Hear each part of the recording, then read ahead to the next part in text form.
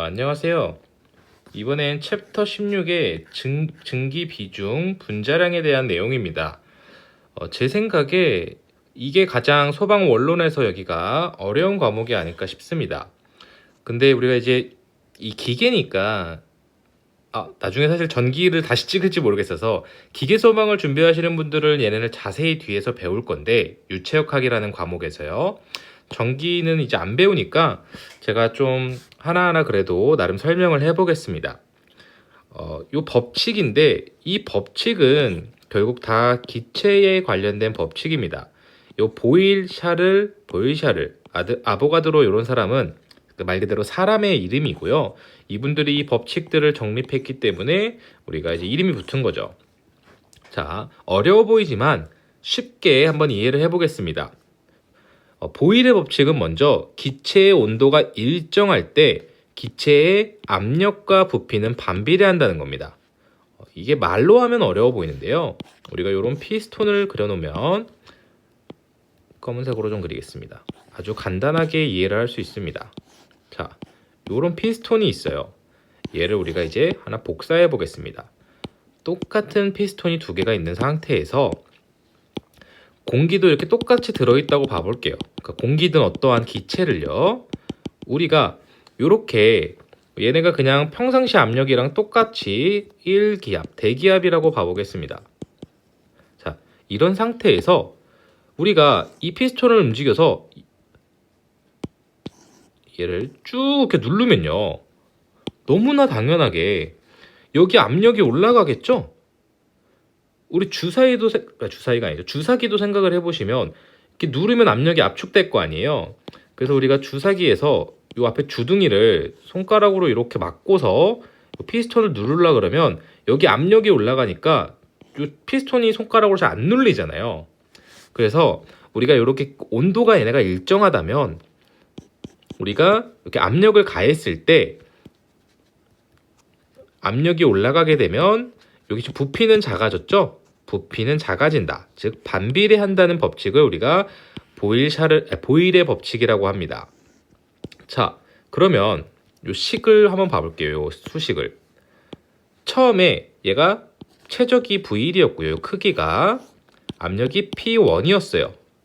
얘를 이제 이렇게 눌러서 최적이 V2로 작아졌고요. 압력은 P2로 커졌습니다. 이때 하나는 커지고 하나는 작아졌잖아요. 그래서 얘네를 처음 상태의 곱과 나중 상태의 곱을 해봤더니 항상 일정하다. 이제 모르시는 분이 있으니까 C에 이렇게 프라임 표시를 보면 얘는 우리가 콘스탄트하다라고 해서 항상 일정하다라는 표기입니다. 얘를 줄여서 C, 이렇게 쓰는 거죠.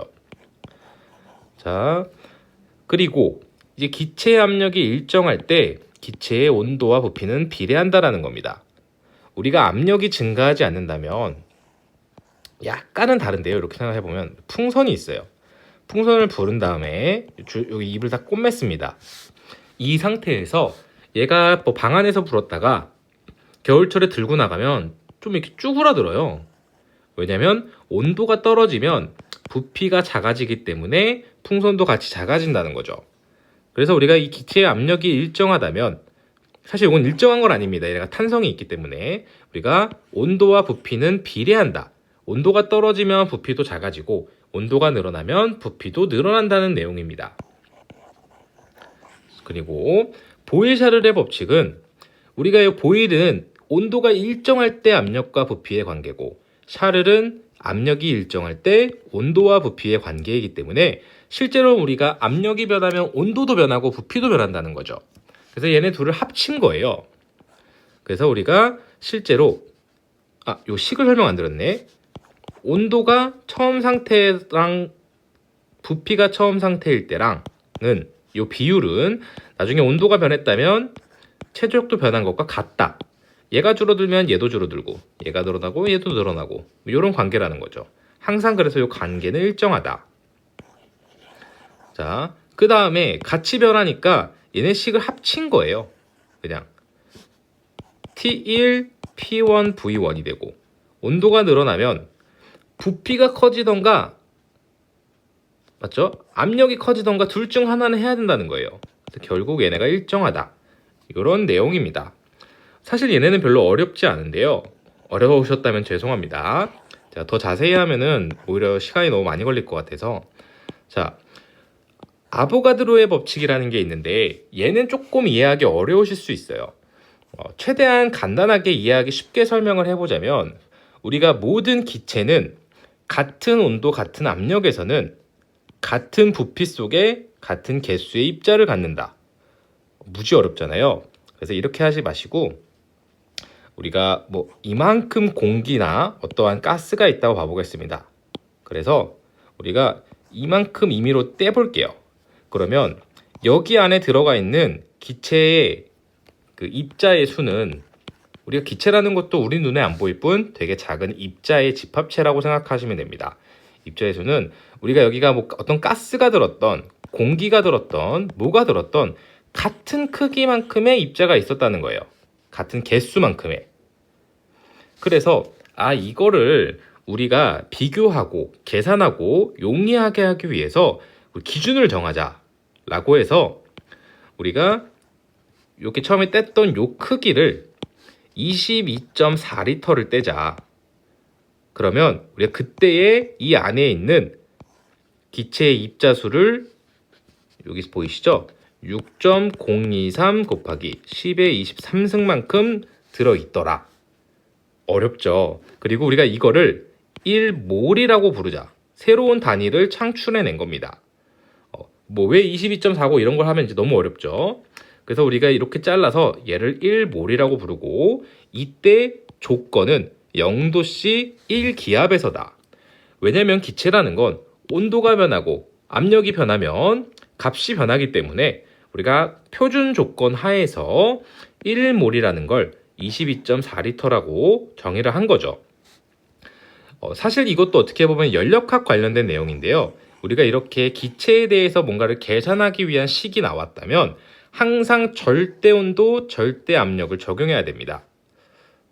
우리가 절대 온도라고 하면 앞에서 켈빈 온도를 의미하는 거고요. 절대 압력은 여기선 안 배우는데 제가 보니까 원론에서는 그냥 다 조건이 절대 압력으로 나오더라고요. 그래서 뭐 크게 고민을 안 하셔도 됩니다. 자, 이렇게 일단 이해를 해주시고 하나 나갈 거예요.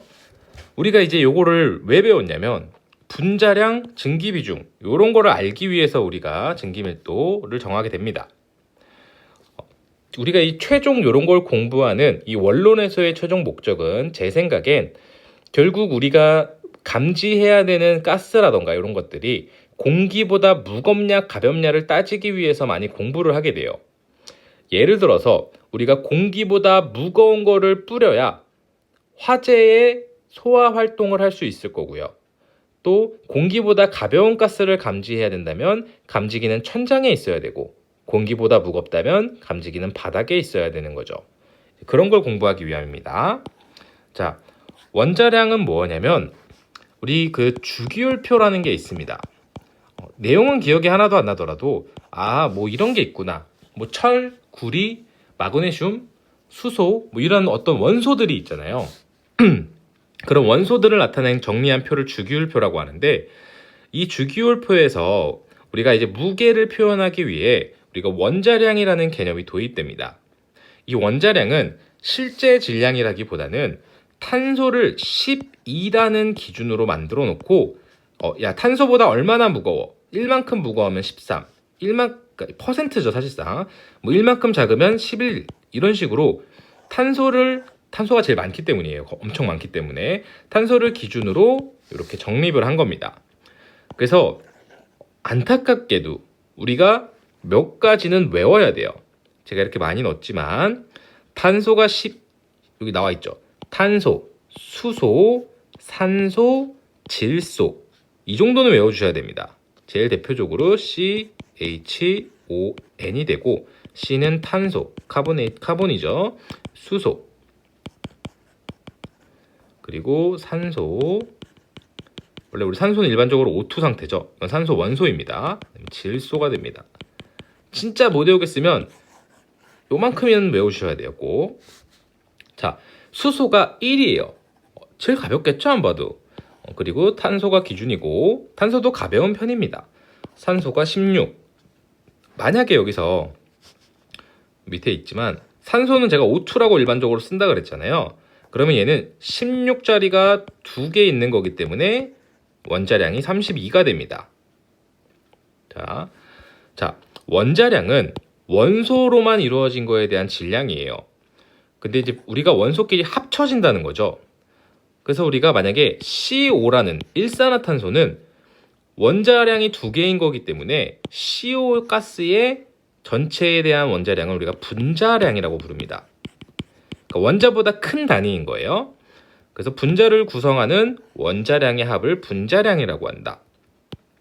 그래서 제일 대표적으로 제가 예시를 들어놨는데 우리가 일단 공기의 분자량은 29예요. 우리가 공기는 사실 공기라기보다 질소, 산소, 이산화탄소, 아르곤가스, 헬륨 뭐 이런 식으로 다 섞여 있는 거잖아요. 그래서 얘는 평균 분자량이 29 정도 되는 거고 우리가 소화약제로 많이 쓰이는 이산화탄소는 탄소 1개 그리고 산소가 원소가 2개이기 때문에 우리가 얘의 분자량은 탄소가 12였고요. 산소가 16자리가 2개니까 얘는 분자량이 44구나. 즉 공기가 29였는데 얘가 44라는 건 얘가 무거우니까 얘는 바닥에 깔리겠구나. 공기 중에 누출이 되면. 그렇게 이해를 해주시면 됩니다. 자, 그러면 우리가 진짜 깔리는지 안 깔리는지 이거를 좀 간단하게 표현하고자 해서 들어오는 게 우리가 비중이에요. 우리가 비중은 일반적으로 2가지로 나뉩니다. 여기서는 이제 기체에 대한 비중이 있고요. 그 다음에 액체에 대한 비중이 있어요. 즉 우리가 어떤 물질을 기준으로 걔보다 무겁냐 가볍냐를 따지는 건데 당연히 우린 그러면 기준이 되는 건 가장 많은 걸 기준으로 하겠죠. 기체가 지구에서 가장 많은 건 공기죠. 일반적으로 우리 다 공기 중이잖아요. 액체는 당연히 그럼 물이 될 거예요. 그래서 우리가 물보다 얼마나 무겁냐, 공기보다 얼마나 무겁냐 또는 가볍냐를 가지고 얘가 일반적인 이런 공기 중에서 떠오를 거냐 가라앉을 거냐를 보기 위한 겁니다. 근데 우리가 공기의 분자량이 29라고 말씀을 드렸었죠.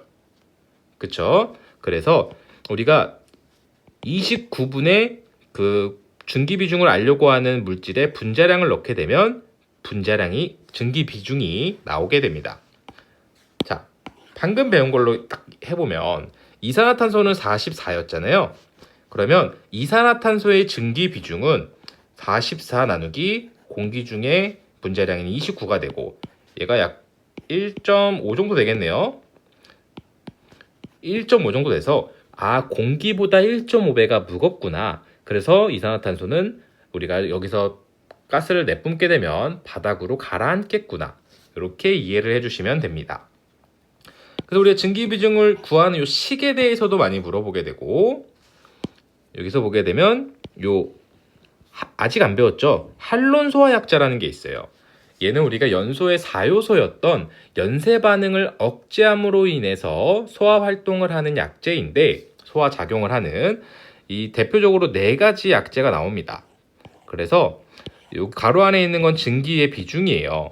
우리가 할론이라고 하는 소화 약제에서 240이라고 부르는 약제, 1211이라고 부르는 약제, 104라고 부르는 약제, 1301이라고 부르는 약제가 있고 얘들은 각각 증기 비중이 9.0, 5.7, 5.3, 5.1이 된다.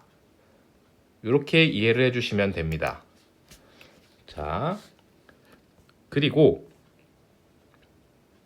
보시면 여기 0도씨 1atm 상태에서 그 기체를 분자량으로 22.4리터로 나눈 값을 우리가 이제 증기 밀도라고 하는데 제가 설명을 하나 빼먹었네요. 제일 많이 나오는 건 뭐가 제일 무겁냐입니다. 그래서 여기 무거운 순으로 기억을 해주세요. 숫자가 큰 놈이 무거운데 1301은 제일 가볍더라. 이 정도로 외워주시면 될 것 같습니다. 그리고 자,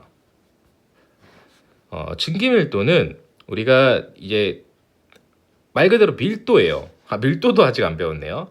우리가 어떤 최적 안에 얼마나 그 물질이 많이 차이냐라는 게 밀도입니다. 쉽게 말하면.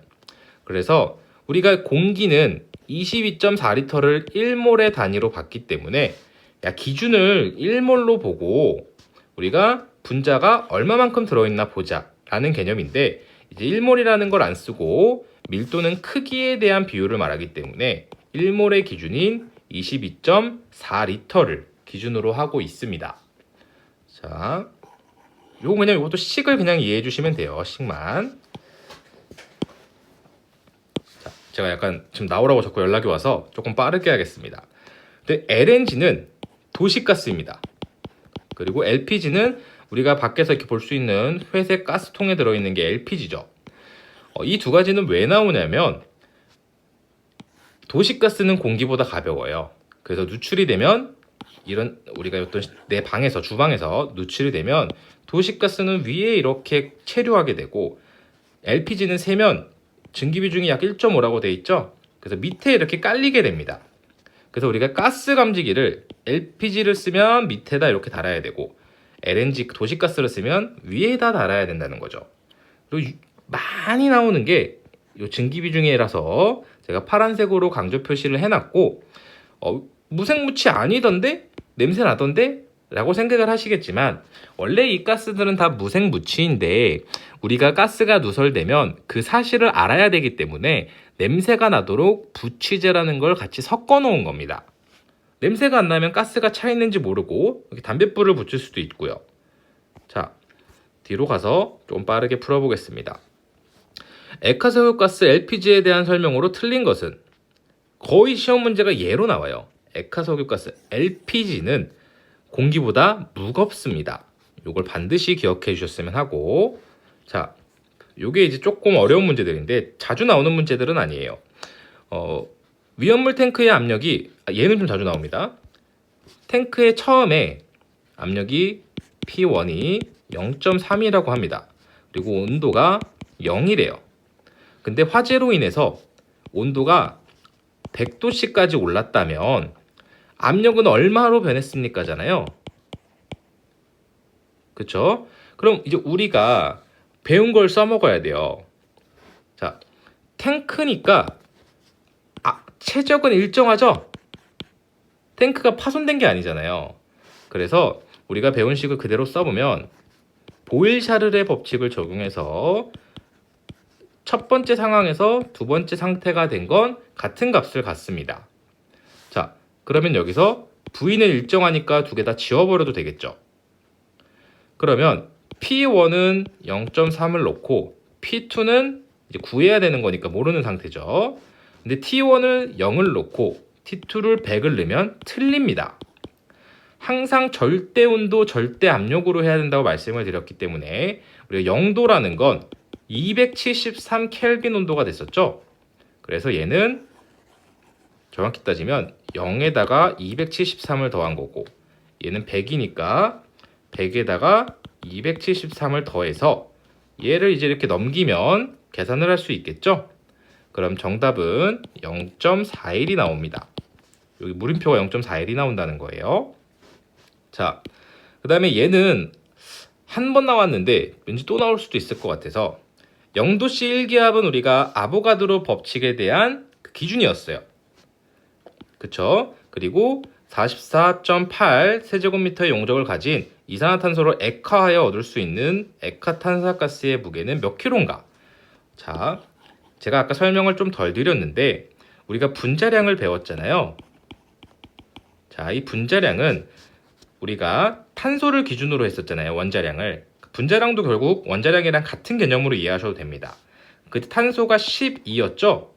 이 12는 우리가 1몰로 봤을 때 얘가 12g만큼 무게를 갖더라라는 뜻입니다.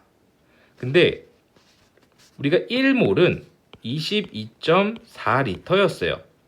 그러면 얘 리터를 우리가 세제곱미터로 단위를 바꾸게 되면 g이 1000배 차이니까 킬로그램이 됩니다. 이해되시겠죠? 제가 좀 빨리 풀어서 죄송한데, 그러면 우리가 모든 기체는 22.4에 그 기체의 분자량만큼 들어있었어요. 그럼 CO2, 이산화탄소는 CO2이기 때문에 CO2의 분자량은 12 플러스 16 곱하기 2가 됐고, 44가 됐어요. 그럼 얘는 1몰에 44g이 됩니다. 이해되셨죠? 근데 44.8이라는 건 2kmol이에요. 왜냐면 22.4리터의 2배이고 2배가 곱하기 2하면 44.8리터가 되고 단위를 세제곱미터로 바꾸면 1000배 한 거여서 우리가 2kmol에 연관이 되고 얘의 단위가 kmol이 된다, kg이 된다는 거죠. 자, 약간 돌아와서 1몰에 44g이 있습니다. 그러면 1kmol에는 44kg이 있을 거예요. 그쵸? 근데 얘가 지금 kmol이 2몰 들어갈 수 있으니까 2kmol을 들어갈 수 있으니까 얘의 액화탄산가스의 무게는 88kg이 됩니다. 살짝 정리해 볼게요. 빨리 하고 싶었는데 죄송합니다. 자, 우리가 분자량은 이산화탄소의 분자량은 44g이었습니다. 근데 이 44g이라는 건 우리가 22.4리터에 44g이 들어있다는 뜻이었어요. 즉 이 말은 1몰에 44g이라는 거죠. 근데 44.8로 바꿔볼게요.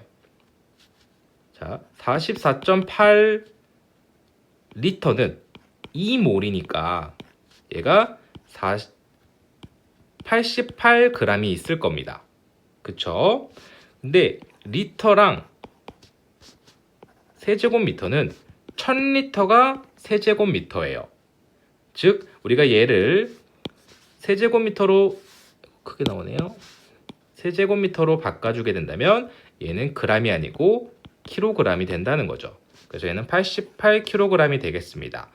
얘가 제가 이전에 방금 말씀드렸다시피 제일 어려운 부분이라서 이해가 되시는 부분만큼만 기출 유형에서 풀이를 해보시고 정 안되면 약간 어느 부분 정도는 놓고 가셔도 괜찮습니다. 제일 많이 나온 정도는 아니기 때문에 고생하셨습니다.